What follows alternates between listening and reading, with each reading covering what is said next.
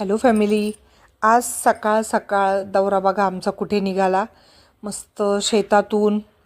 आणि आज तर धुकं आणि आभाळ दिवसभर होतं. सकाळपासून पण खूप धुकं. आणि गावाकडचं वातावरण बघू शकता तुम्ही, किती छान वाटतं. मला तर इतकं आवडतं आहे ना, तुम्हाला काय सांगू. आणि आपण आलो होतो एका पोल्ट्री फार्मवर. तर पोल्ट्री फार्मवर यासाठी की जी आपली यात्रा झाली म्हसोबाची, तर दरवर्षी आपण कोंबडे करत असतो. 2 कोंबडे यात्रेचे कापतच असते मी. पण यावर्षी काही प्रॉब्लेममुळे मी यात्रा केली नव्हती.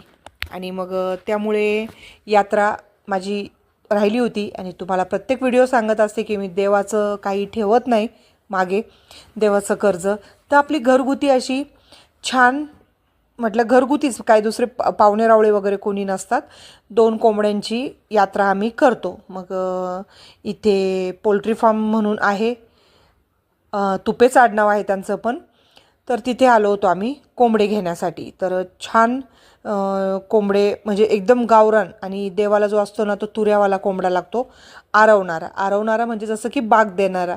तो जो बाग देतो ना तो, आणि त्याला तुरा पाहिजे लाल, असा कोंबडा लागतो देवाला. आणि मी पुण्यात जरी होते ना, तरीही मी म्हसोबाच्या यात्रेला यायचे आईकडे. आणि 2 कोंबड्यांची यात्रा करायचे. 2 कोंबडे मी प्रत्येक वर्षी देवाच्या, आपल्या लेकराबाळांसाठी बरं असतं, देवाच्या नावाने कापूनच टाकते. 2 कोंबडे मी घेते.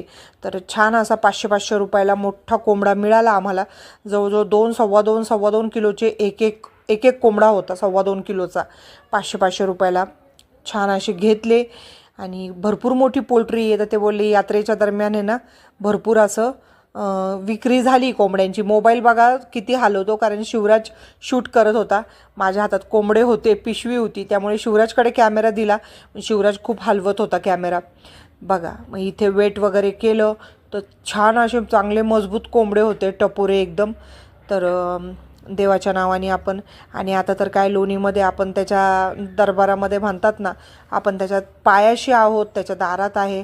तर त्याचं उपकार ठेवायला नको, त्याचं कर्ज ठेवायला नको, म्हणून मी म्हसोबाचं, खंडोबाचं वेळच्या वेळी करून टाकते. कुलदैवतेचं पण करते.